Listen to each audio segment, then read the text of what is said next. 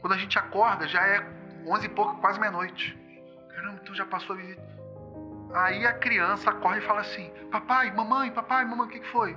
Veio aqui um médico com 2 anjos. Um médico e ao lado 2 anjos. E ele botou a mão na minha barriga e falou que eu vou ficar bom. E aí Luan não olhando pro outro, porque ninguém explicou nada pra ele, o que vai acontecer, o que não vai. Não criamos nenhuma imagem alegórica na mente dele. A gente só falou, filhinho, vamos deitar, vamos rezar, vamos deitar. Ele passou a mão na minha barriga e disse que eu vou ficar bom. Éder, ele nunca mais tossiu. O LG, a gente sempre quer saber como a pessoa chegou na doutrina, né? O Thiago já tem 3 episódios no canal. Já participei de 3. O pessoal já tá enjoado de mim aqui no Recomeçar. Já sabem como foi sua caminhada. O LG, filho do Thiago Brito. A gente já nasceu num lar espírita, né? Mas o que você pode dizer para nós assim? Em que momento que você viu o valor da doutrina espírita ou a sua experiência, se você passou pela evangelização infantil de alguma casa? Então, vou te falar, Éder, essa é uma pergunta muito boa, porque é bem legal de responder ela, inclusive. Desde a barriga da minha mãe, já estava em lar espírita, né? E frequentando centros e tudo mais, então desde cedo eu sempre estava na evangelização.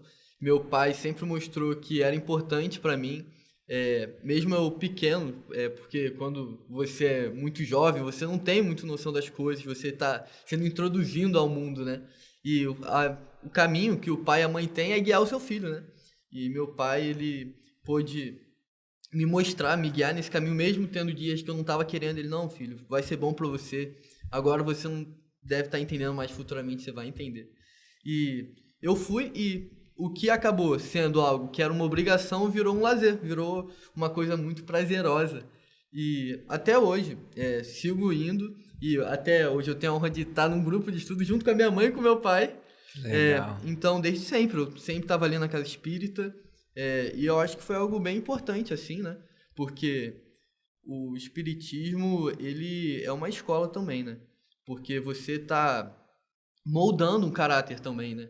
Você aprende, muito além de você saber, é uma filosofia até de vida, que pode se dizer, né? Então foi algo bem importante. Mas eu preciso dizer, aproveitando para caber no mesmo corte, que o espiritismo facilitou muito a minha vida como pai.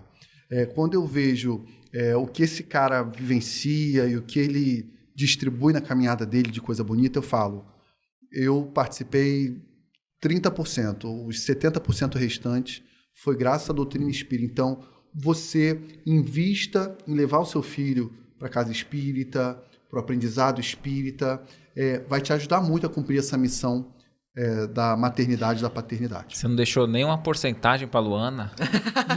Não. 30% para os pais, Perfeito. 70% para o espiritismo. Excelente. E, o LG, você estava falando, né, dessa sua jornada, né, da evangelização ali, né, na mocidade ali tudo, e hoje você participa de um grupo de estudo. Então, esse grupo de estudo Sim. é aberto para todo mundo. Não é chato para você? Você, como bem jovem, assim, participando desse grupo, é divertido, não é? Porque o que acontece? No movimento espírita a gente fala muito assim, né? Ah, mas é que o estudo às vezes é monótono, é chato para o jovem, tem que ser diferente. E como você se sente estudando ali com os adultos, né? Então, vou te falar, eu acho a parte mais legal é o grupo de estudos em si.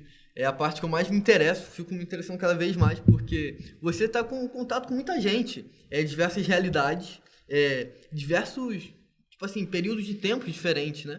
E você consegue expressar tudo isso no estudo, cada um coloca o seu ponto de vista. E o legal do espiritismo, que é algo que me atrai muito, é o fato que a gente é um ser pensante, que a gente está constantemente perguntando. Não é à toa que Kardec já fez mais de 1000 perguntas no Livro dos Espíritos, é algo fenomenal. E você buscar essa questão de perguntar para ter respostas, e com essa troca que você tem no grupo de estudos, olha como que é a parte mais legal. Quando junta tudo isso, você chega na resposta que o espiritismo traz.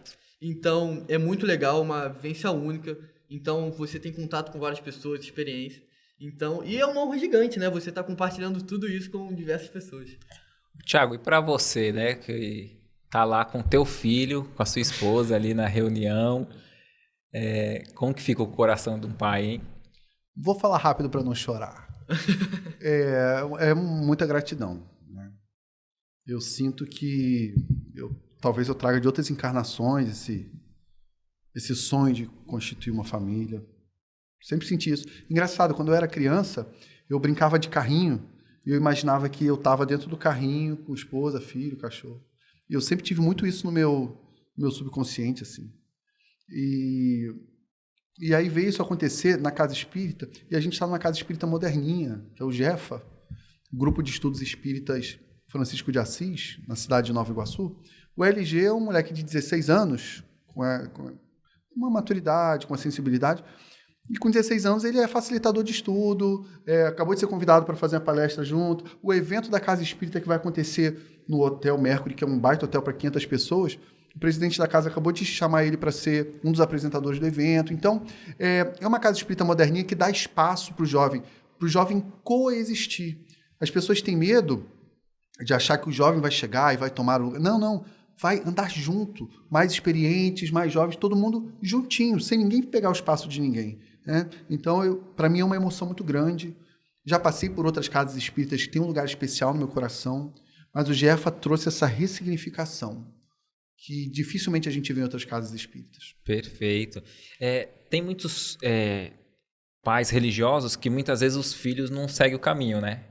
E eu já vi pais espíritas falando assim, meus filhos não seguiram o caminho, eu acredito que é porque como eles viram eu muito longe de casa, fazendo muita tarefa, muito fora, acho que eles viram assim, o espiritismo ou a religião, seja qual for, é ruim, porque ele afastou meu pai.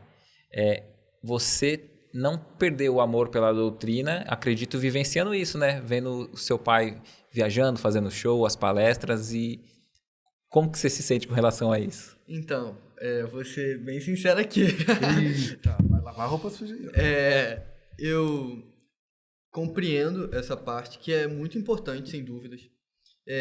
E eu acho legal que você tem essa atividade no movimento espírita, que é o que acontece, né? A gente reencarna para sempre estar melhorando, né? E a gente tem missões. E o fato de você compreender essa missão, o fato de você colaborar, você compreendendo isso se torna tudo mais fácil. Então, eu compreendendo a questão do meu pai, ele estar envolvido nisso, facilitou muito.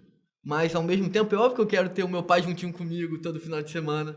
Então, eu entendo que não é todo final de semana, mas tem o tempo eu com meu pai, normal, tranquilo.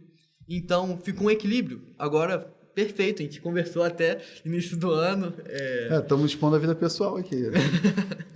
Eu dei uma reorganizada, dei uma diminuída. A gente agora tem finais de semana exclusivos da família. E aí fica um corte para o trabalhador espírita. Isso, é lógico, porque, desculpa, minha pergunta não é para entrar em nenhuma questão pessoal, assim, não, né? Imagina.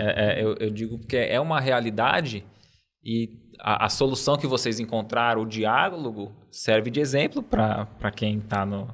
Trabalhador espírita, a gente tem um anseio de precisar se melhorar, de precisar praticar o bem, e aí de repente a gente mergulha fundo, só que tem uma outra missão importante, que é a missão familiar, que é o reencontro com essas almas. Então, a gente precisa equilibrar. Você enfiar a cabeça dentro do centro espírita e deixar o lar de lado, aí você também está falindo de outra forma. Então, hoje a gente equilibra mais, né, filho? Mas eles também precisaram entender que o Tiago não reencarnou só para ser pai do Luiz Gustavo, para ser esposo da Luana, para ser filho da Norma, não. O Tiago reencarnou também com outras tarefas, né? Mas a busca pelo equilíbrio, ela não para. Eu vou continuar buscando esse equilíbrio. Então, trabalhador espírita, pega essa dica aí, hein? E o seu pai falou anteriormente, né, que você já vai apresentar um evento e tal. Eu já vi no YouTube palestra, você fazendo palestra, né? E primeiro parabenizá-lo, né? Porque eu tenho um bloqueio muito grande, né? Até hoje, assim, de falar em público, e a gente vai vencendo, né? E você tão novo, para você, a gente vai com a tranquilidade, né? É algo que você pensa, assim, porque uma coisa é ser espírita, de você aderir à proposta espírita da filosofia, sim, e outra coisa é você querer ser atuante, que é outra questão, né? Que nem você está aqui, trazendo seu conhecimento e tal.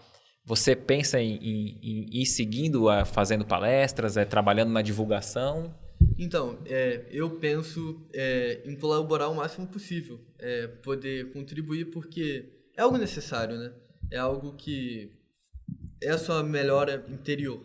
E trabalhando, sendo mais atuante, é bem legal, ainda mais no país que a gente vive, que o espiritismo é visto muito como minoria, algo não tão visto, às vezes até tem gente descriminalizando o espiritismo, né?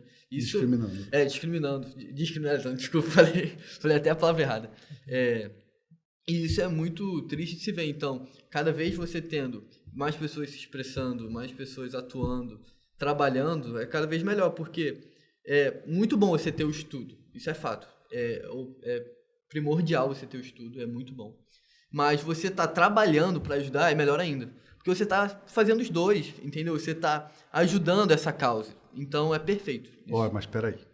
Aqui não é entrevista, programa. Não, aqui é bate-papo de amigo. Bate-papo de amigo, né? Então, eu vou expor uma situação aqui. Que bom que não sou eu que estou fazendo isso. Não, vamos compartilhar. LG falava, pô, pai, tá dando muita palestra, tá andando muito por aí, pô, não tem necessidade, tem que diminuir, parará, né, filho? Realmente, por conta do desequilíbrio, né? Eu cheguei aí a 100 casas espíritas por ano, é bastante coisa. E, às vezes, a nossa necessidade espiritual também está nas coisas menores, nas coisas pequenas, dentro do lar, né? Pois bem. Mas ele falou, pô, pai, tem que diminuir, tal. A gente chegou num acordo que ele faz algumas palestras comigo em dupla. E é legal porque eu acho que motiva as pessoas. Ver um jovem com um jovem desinibido, articulado, falando das verdades espirituais, né? Contagia as pessoas, né? Ele falou, não, pai, então vamos fazer, sei lá, pulou um número, né? 4, 5 por ano, não é isso? Então a gente fez um combinado e tal. Aí a gente estava numa casa espírita, no interior de São Paulo, tinha umas 400 e poucas pessoas lá assistindo, lotada a casa e tal. E aí, né, o LG fez a palestra do jeitinho dele, que é muito especial. Não tem problema de falar, porque ele não fica vaidoso, graças a Deus. E aí, no final, as pessoas gostam de vir cumprimentar. E aí se formou a fila para falar com ele, para abraçar ele, para falar. Ele já entendeu que não é ele, é a mensagem do Cristo que encanta, é a mensagem do Espiritismo que encanta. Não somos nós somos só um bando de Zé Ruela, né? E formou aquela fila. E eu tô lá fazendo dedicatória em alguns livros. Daqui a pouco a gente faz a propaganda dos livros. E você não pôs aqui? Pois tá lá no carro, demora. E aí o que acontece? Eu tô lá fazendo a dedicatória nos livros e eu tô vendo a LG, pai, vou pegar um livro aqui, depois eu te pago, tá? Eu vou dar de presente e tal. Eu tô vendo a senhora chorando lá e abraçando a senhora e tal. Ele falou, poxa, pai, essa senhora, você lembra qual foi o caso? Uhum. O que aconteceu com ela? Então, ela tinha acabado de perder o filho que se suicidou. Então foi algo bem grave. Não, e também ela tinha perdido um outro filho com acidente de moto. Acidente de moto, em sequência. E ela se sentiu culpada porque ela que deu a moto. Exatamente. Então ela teve esses dois casos. E o LG estava lá consolando ela e tal. Falei, pai, ela ficou bem melhor. Ela disse que a palestra fez bem para ela, a palestra consolou ela. E conversei e ficou bem legal. Falei, então, filho, para de dar palestra. Não dá, não. Fica em casa. E aí, qual é o impacto disso na vida dessa pessoa? Aí o LG fez assim, pai, pensando melhor. Então, olha aí, nós imperfeitos, limitadíssimos, sendo instrumento de Papai do Céu, né? E aí hoje ele diz que realmente, né, é importante estar fazendo o trabalho. Não, e aproveitando o caso, né, mostrando que o espiritismo ele atrai até de uma forma diferente, né? Quando eu já tinha dito em relação a perguntas, né? Ela tinha dito que tinha diversas perguntas, porque, depois de tanto trabalho, meu filho teve a moto, aí ele teve um acidente de moto, aí o que ela, no final, conseguiu compreender, ela chegou, agora eu tô bem melhor, porque eu compreendo muito mais agora.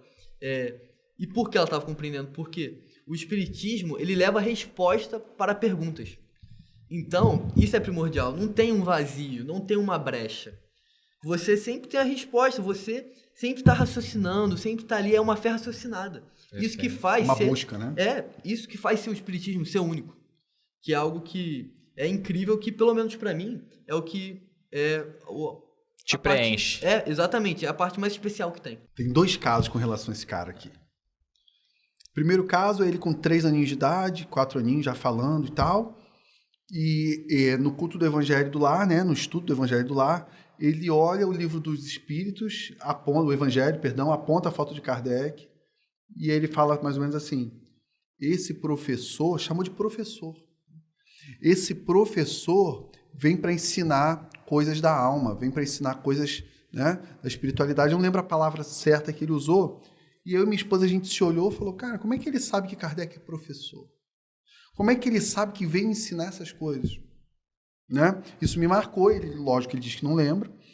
Agora, o que me marcou muito foi quando Luiz Gustavo, vulgo LG, ele passa a ter uma tosse insistente, ele muito branquinho, ele tossia até ficar vermelho. Não podia andar, era... Né? Na verdade, não é que não podia andar, filho. Você não conseguia correr nem fazer atividade física. Era horrível. Se ele nadasse na piscina, dava crise de tosse. Se ele corresse para brincar, dava crise de tosse. E era uma tosse que parecia que ele ia morrer sufocado, ele ficava todo vermelhinho. E aí a gente foi para uma pediatra conceituadíssima, doutora Cíntia, lá da região, em Nova Iguaçu, e ela abriu uma investigação de tosse. É um nome que deixou a gente assustado, investigação. E esse cara fez mais de 20 exames diferentes. Chegou uma hora que ela falou, não, agora a gente vai fazer o teste do suor. Enfim, investigação e não achava. Eu falei, peraí, eu sou espírita. Olha que loucura, meu povo. Estudando espiritismo, fazendo palestra. O espiritismo é ciência, a gente buscando a medicina da Terra, óbvio. Nunca deixem de buscar. O tratamento espiritual não isenta nunca e nem substitui a medicina da Terra. Mas eu falei, por que não levá-lo num procedimento? E aí, levei ele numa casa espiritualista, que é o Templo Tupiara, muito conhecido, aqui no Rio de Janeiro, no Lins. Vem vans com turistas, turismo religioso às vezes. Pessoas de outro país vão lá se tratar, fazer cirurgia. E aí leva esse moleque lá. Chegou lá, ele criancinha, chorando, assustado. E é interessante que lá você entra, é um hospital da década de 50. Então, os médiuns ficam vestidinhos incorporados. Então, tem as enfermeiras com aquele chapeuzinho de antigamente, sabe? Com a cruzinha, sabe? Aquela saia, aquele vestido vermelho, aquele vestido branco, né? E os médicos também todos paramentados. Médiuns paramentados como médicos, né? Com a incorporação das entidades médicas. Então, tem lá uma sala de cirurgia e o tratamento ocorre com imposição de mãos. E, engraçado, eu lembro o LG, o pequeno LG, socorro, me salva, socorro! Né? E não há nenhum procedimento invasivo, apenas imposição de mãos. Então, você entra no centro cirúrgico, deita naquela maca, né? Aquela luz, igual de hospital. E aí os médios em volta oram um Pai Nosso e uma Ave Maria. Aí tira você dali para uma maca, vai te empurrando e te leva para uma enfermaria, onde você fica ali repousando. Quando você sai desse procedimento cirúrgico, eles falam assim, olha, quem te operou foi o doutor fulano. Existem vários médicos espirituais. Foi o doutor fulano. Quando você sai, tem uma sala com uns quadros com a foto desses médicos. Então você fixa quem é esse doutor fulano, olha, porque ele passa visita, vai passar visita uma vez por semana, durante 4 semanas, 5 semanas, não me recordo. E aí a gente ficou com aquela imagem do doutor fulano, para ter uma ligação, uma intimidade. E passar essa visita na sua casa. Na minha casa. Como? Olha, o procedimento lá é o seguinte. Vocês vão se deitar com uma roupa de cama clara, branca ou clara, e vão colocar uma garrafa de água ao lado. Uma água que a gente traz de lá. E lá tudo gratuito, nada se paga, tudo de graça, do amor por amor. Importante, hein, pessoal? E aí, coloca essa aguinha e vai bebendo ela num copinho de café todo dia, um remedinho. E a visita, o doutor passa lá, vamos supor, não me recordo ao certo. Quartas-feiras, 22 horas. Meia hora antes vocês deitam, fazem uma oração juntos, deitam e aguardam que ele vai passar a visita. O Emerson, capricha nesse corte que a história está comprida, dá uma picotada aí. Pois bem, a gente pega no sono, quando a gente acorda já é 11 e pouco, quase meia-noite.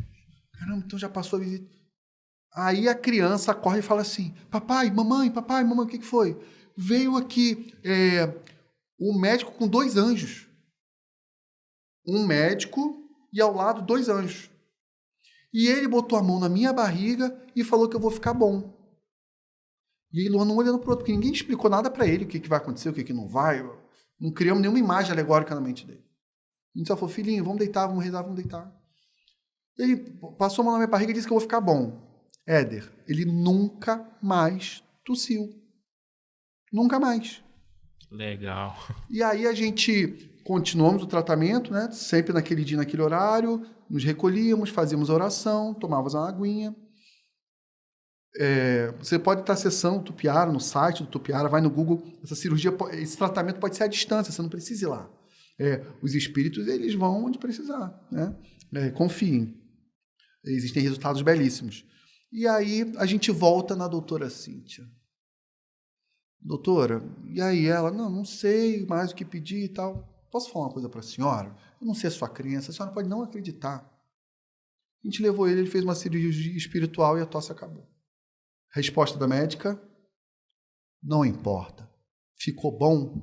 Então tá ótimo. É normal sentir sono quando estamos no centro? É normal, LG, sentir sono? O que tu acha? Então. Não era pra ser, né?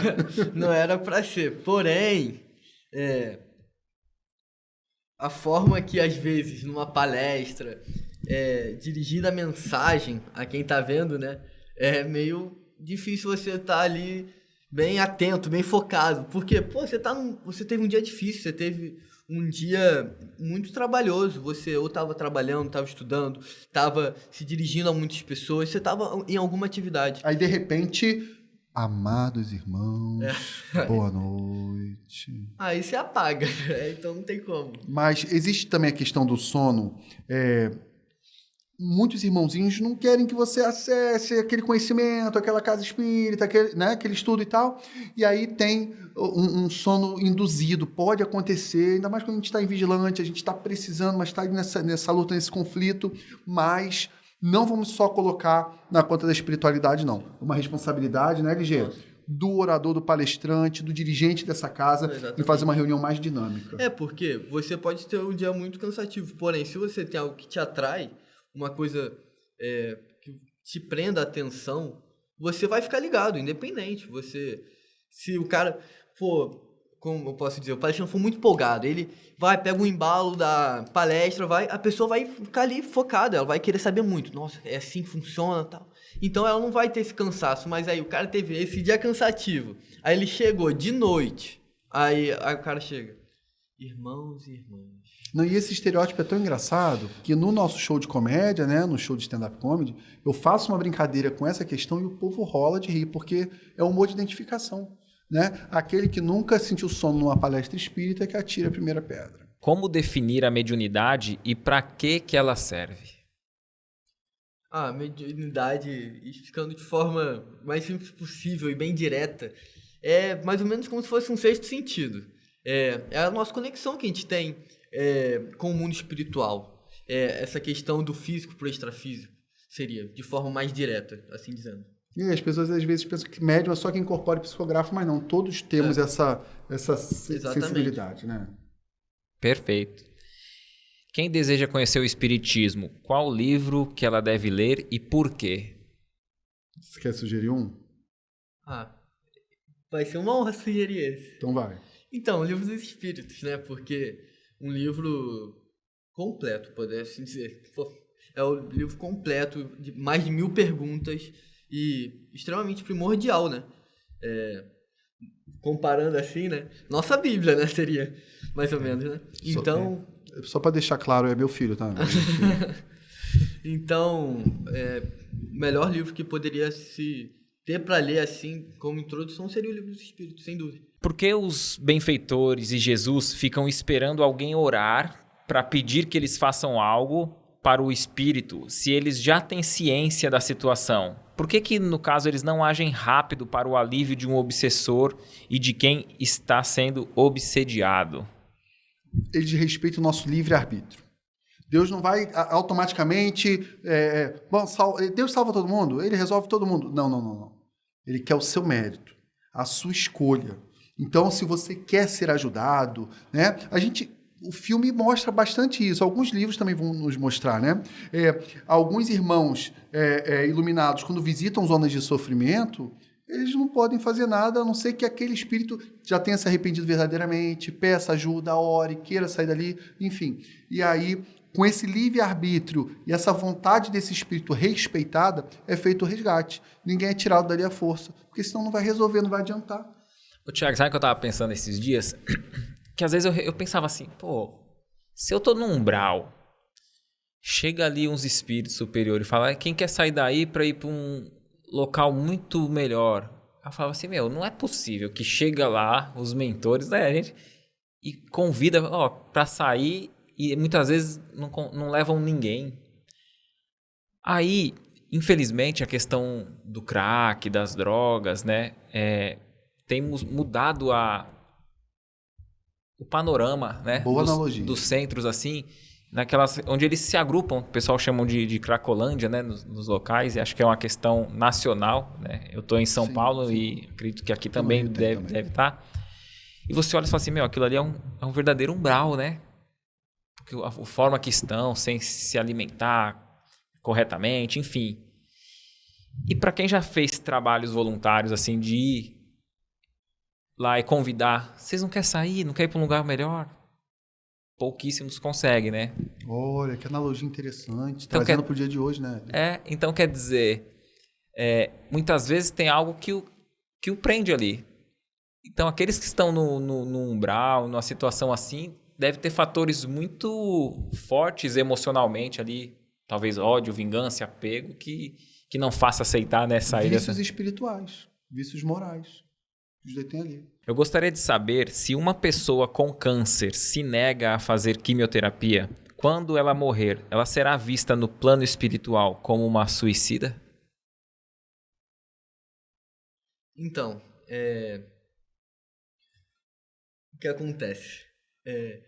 A pessoa ela tem a oportunidade de ter o seu tratamento, porém, o que tem é o livre-arbítrio, né? Todos nós temos nosso livre-arbítrio e nós tomamos nossas decisões.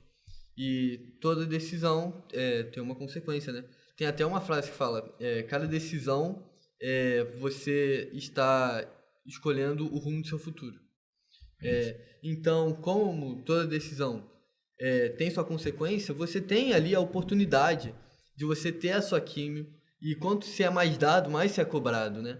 Então, você tem essa oportunidade, você tem como... Deus te deu esse recurso. Exatamente. Ou recurso financeiro, ou acesso a esse tratamento, a tecnologia, te deu esse recurso. Exatamente. Aí você escolheu não usar.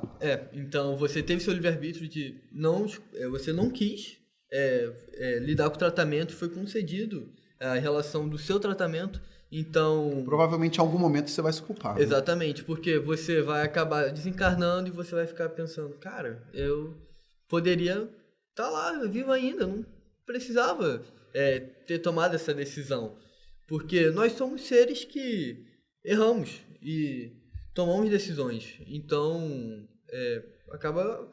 essa cobrança da consciência pode ser dolorida e você pode, você mesmo, se julgar e se classificar como um suicida. Os espíritos podem nos ouvir? E eu até acrescentaria, eles podem saber o que pensamos?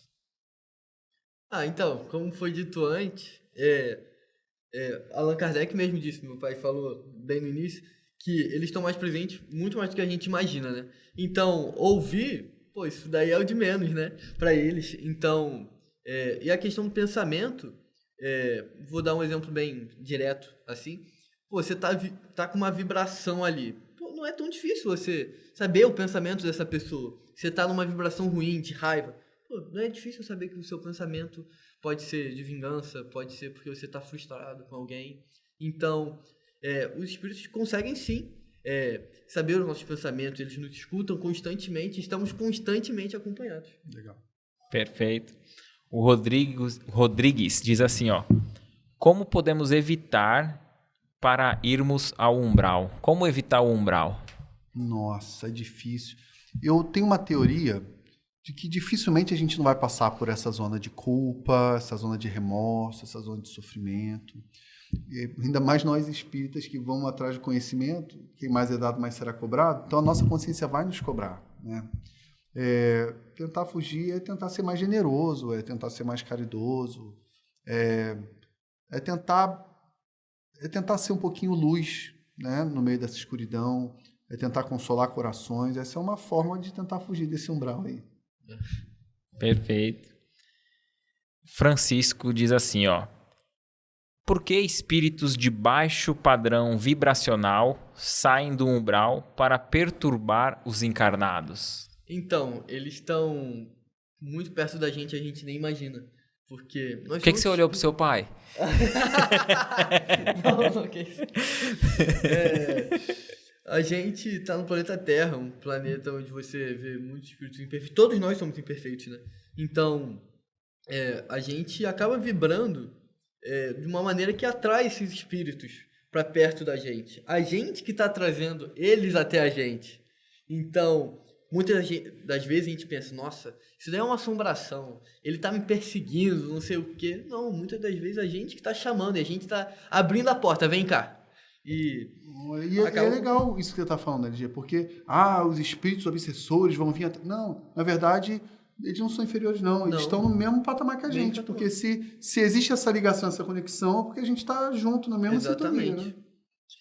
Às vezes eu fico refletindo assim, se todos nós que estamos encarnados fôssemos tão bons e os desencarnados, que são os culpados, são os obsessores, quer dizer que daqui 100 anos é só mudar a geração que tá tudo certo, né? Acaba os obsessores. Que aí a gente coloca todo mundo que tá lá na matéria e todos nós fora. Mas como nós só não somos obsessores, como a gente compreende assim, né, dos espíritos, né, porque nós estamos na matéria, basta que a gente não tenha um corpo material, porque muitas vezes, né, nós somos obsessores um dos outros, encarnado, de encarnado para encarnado, né? Isso de fato, a gente fica pensando muito que é só do lado espiritual, é a questão extrafísica e às vezes... Quantas vezes nós mesmos somos os obsessores. E a gente, às vezes, é o próprio obsessor. Quando recebemos visita à noite de um espírito de alguém que ainda está vivo, o que quer dizer? O que quer dizer? Eu entendo assim, né? Que é em desdobramento, né? Opa, porque... O que quer dizer? Quer dizer que essa pessoa é um espírito, ela vive dentro do corpo. Só que aí, durante a noite, é como se a gente experimentasse um pouco da morte, né? Porque a gente consegue sair do corpo. Algumas pessoas fazem isso até de forma consciente, né? Esse desdobramento. Médios videntes relatam que, às vezes, numa reunião mediúnica, ou às vezes em casa, quem vê espírito, diferencia o espírito encarnado e desencarnado pelo quê? Você sabe, Edgar? Você sabe pelo cordão de prata que você consegue. Chama de cordão de prata, né? Que seria um fio que liga esse espírito ao corpo físico quando está encarnado, né? Então é isso. De repente você não lembra, mas você também sai do corpo físico durante o sono. Perfeito.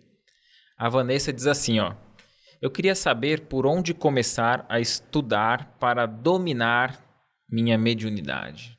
A mediunidade dá para ser dominada? Por onde começar? E é Livro dos Médiuns.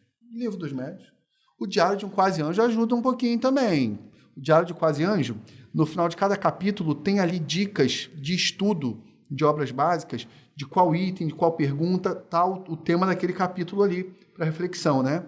O Diário de um Quase Anjo é basicamente um livro sobre mediunidade. Mas um livro completo é o Livro dos Médiuns. Aí você vai entender a responsabilidade, os riscos da mediunidade, a importância de saber usar com discernimento, a busca por esse discernimento. É lá, minha filha, Livro dos Médiuns.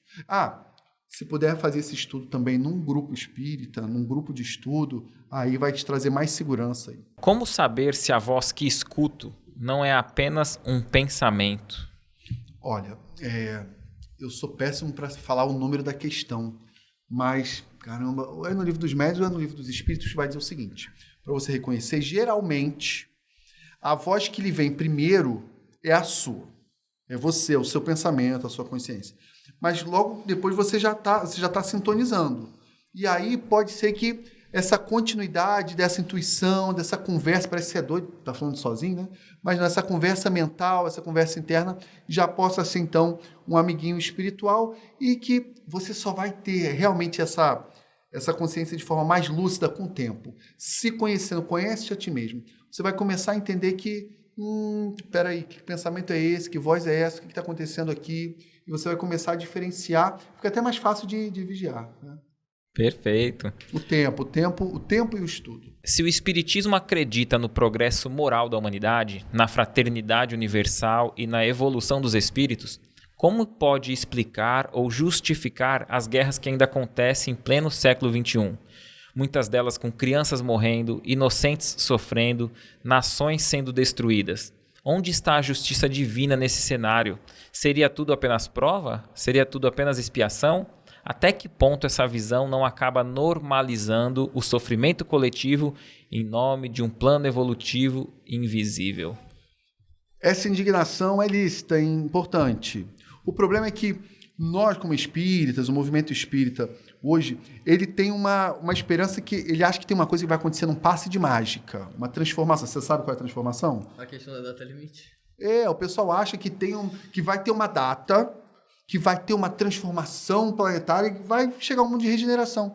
O pessoal acha que vai acontecer de forma automática, que Deus vai vir com a varinha de condão e vai resolver o problema. A gente precisa assumir a nossa responsabilidade. Muitos dos sofrimentos coletivos acontecem por conta da nossa responsabilidade como cidadão e como sociedade, sabe? A gente é responsável, nós somos co-criadores. Então, você vota de forma irresponsável, você não estuda de forma séria, você só pensa no resultado financeiro sem plantar um trabalho sério. Enfim, você não cuida do meio ambiente, você é intolerante, preconceituoso e violento e agressivo. Então, você vai continuar construindo esse sofrimento coletivo. Então, a gente tem que parar, né, LG, de esperar esse mundo de regeneração mágico. Exatamente. Nós vamos transformar. Responsabilidade, livre-arbítrio da sociedade.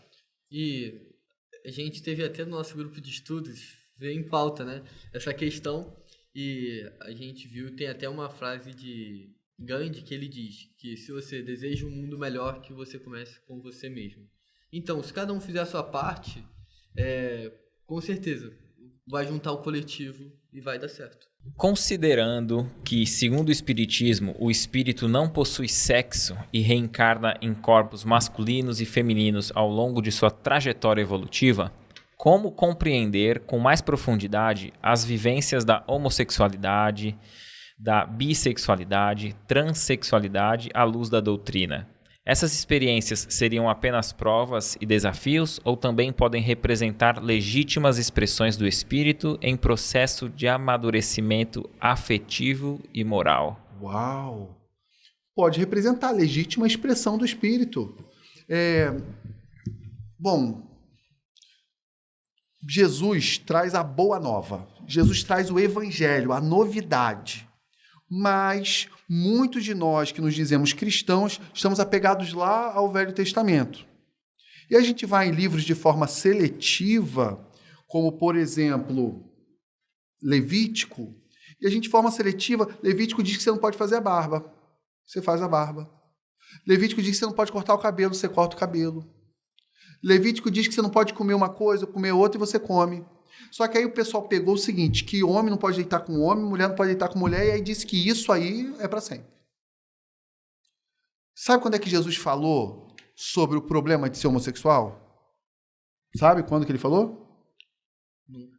Jamais. Nunca. Se fosse importante, ele teria falado. Então, é importante a gente viver diversas experiências e respeitar o livre-arbítrio do espírito. Se eu quiser ser trans, o que você tem a ver com isso? A gente tem o nosso livre-arbítrio, né? As pessoas se incomodam, viramos fiscais do órgão genital alheio, viramos fiscais da cama alheia. Na verdade, para Deus, o que vai importar? O que vai importar para Deus, LG? É se a pessoa tá fazendo bem, se a pessoa é amorosa. Para Deus não importa rótulo e crachá, homossexual, transexual, bissexual. Para Deus só que importa é o nosso interior. Excelente. Não é à toa que Deus deu uma vida para cada um ter o seu livre-arbítrio, para você não acabando se invadindo o espaço do outro, né? Na verdade, ele quis de uma forma mais poética dizer, Deus deu uma vida para cada um cuidar da sua. É isso que ele Exatamente. Como conciliar a justiça divina com reencarnações dolorosas, como em casos de crianças que morrem cedo ou sofrem abusos? Então, como eu tinha dito antes, Deus é um pai justo e amoroso, né? Então, ele jamais iria ver a questão do sofrimento do seu filho ali. Então, às vezes, como eu já tinha dito antes, às vezes ele escreve certo em linhas tortas. No momento você não está entendendo porque a pessoa está passando por isso. Não, porque torto é a gente, né? Exatamente. É a linha certa. No momento a gente não está entendendo, mas óbvio que tem uma causa muito maior que a gente não consegue até entender. Nós somos espíritos imperfeitos, quando a gente vai ter a facilidade de compreender algo tão maravilhoso, magnífico, que é o pensamento de Deus, a questão do porquê está sendo feito isso. E além do fato de você ver muitas vezes a questão de ter somente uma vida, né?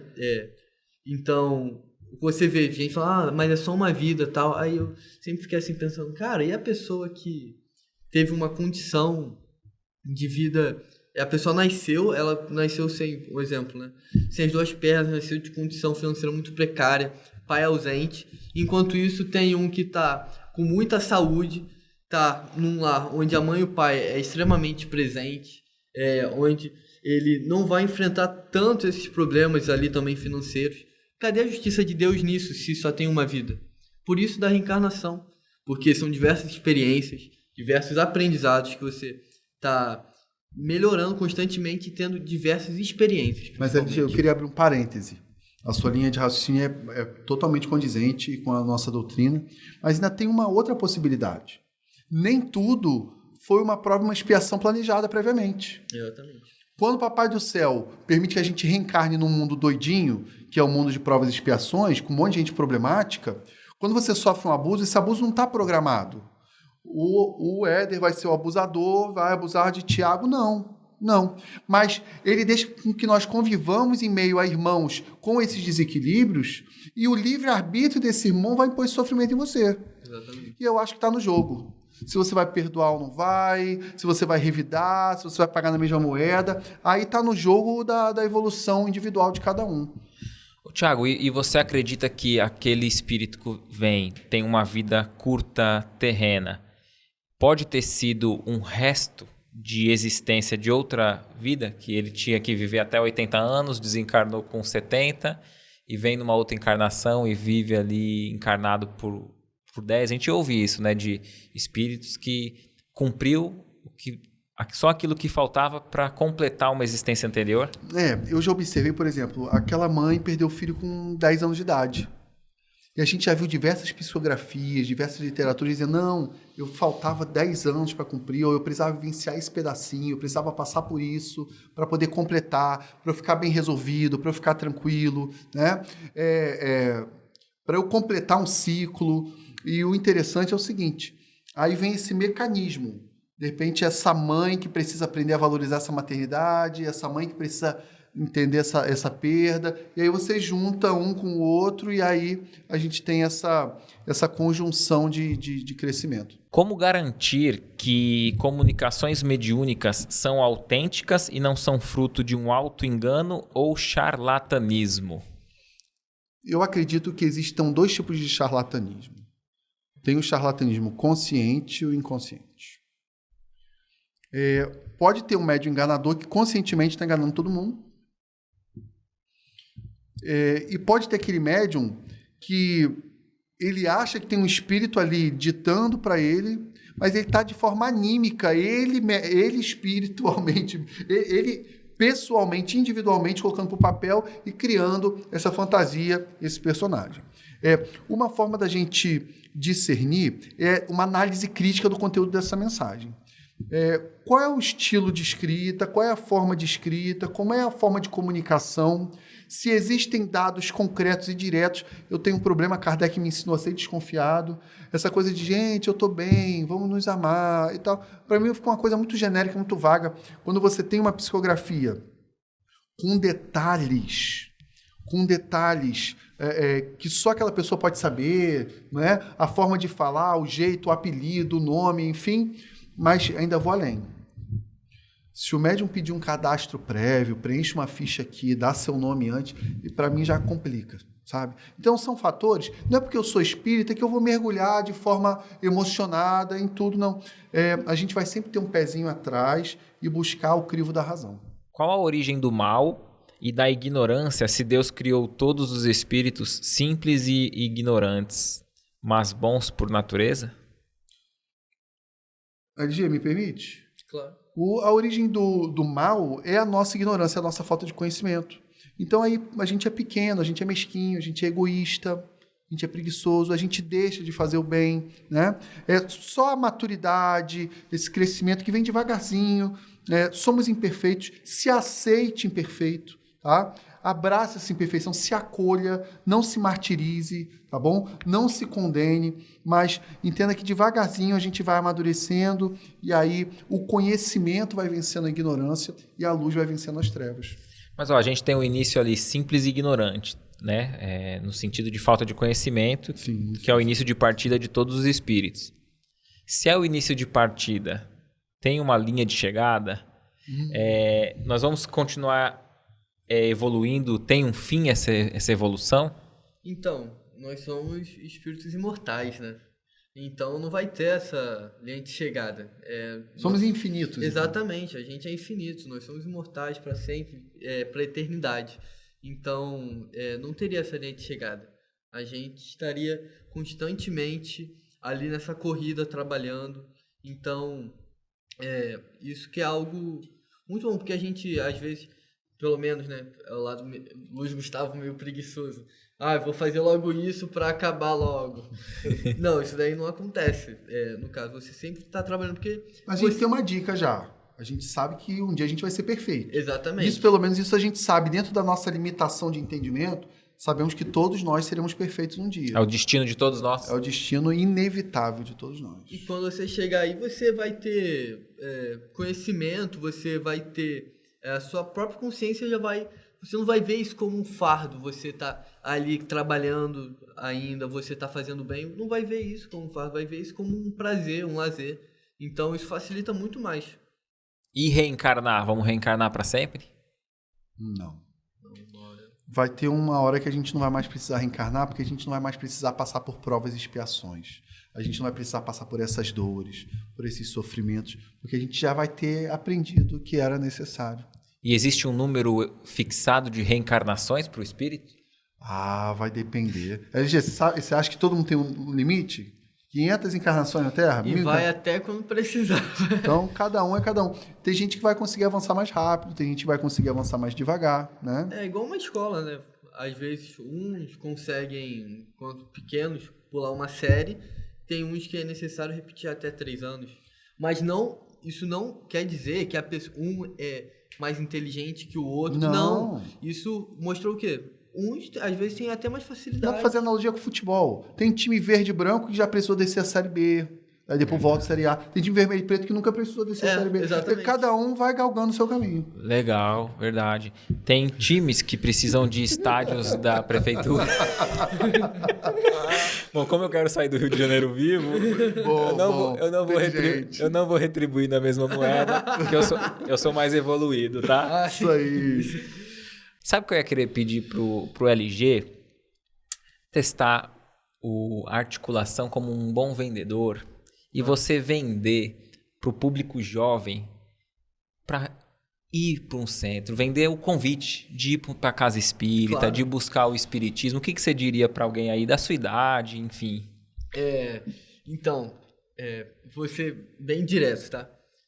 A questão hoje em dia você está vendo muita ignorância no mundo e provavelmente você quer mudar isso, você quer entender algumas coisas, você quer compreender mais, mesmo não parecendo tão atrativo assim, agitado.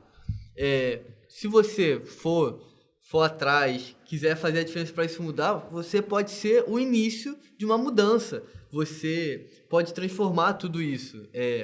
Você pode ser uma semente que vai trazer um fruto maravilhoso. E você buscar o amor é algo que eu posso te dar certeza que é algo que não é prejudicial. É totalmente bom para você, para sua melhora. Então você não vai estar perdendo nada, você não vai perder tempo. Óbvio que, por quê? Fala perder tempo, né? A gente não perde tempo, a gente aproveita o nosso tempo. A maneira que você aproveita que é diferente. Às vezes, eu vou aproveitar dormir o dia todo. Você pode dormir bastante no seu dia, mas você não pode tirar um tempinho para você ir ali, ver um pouco de Jesus Cristo. Então, é algo que com certeza você vai gostar, é algo que vai valer muito a pena. Então, espero que eu conte com vocês, né, que estão aí vendo. E é isso, eu acho que, em geral, sendo bem direto, eu acho Perfeito. que... Mas eu Muito bom. preciso complementar. Ele chamou os jovens, eu vou chamar os mais velhos, os dirigentes. Deem espaço para que os jovens possam atuar de forma ativa. Não fica cortando a asa deles, não. Não desanime os jovens, não. Não desestimulem os jovens, não coloquem barreiras para esses jovens. Vamos permitir que eles cheguem. Os jovens não vão substituir ninguém, não. Eles podem coabitar, eles podem coexistir, eles podem caminhar juntos, todos juntos, não é? De forma mais diversa, mais conjunta. E aí esse jovem vai gostar de participar, vai se sentir pertencente e vai querer ficar. Então, ele deu recado para o jovem, eu estou dando recado para os mais clássicos.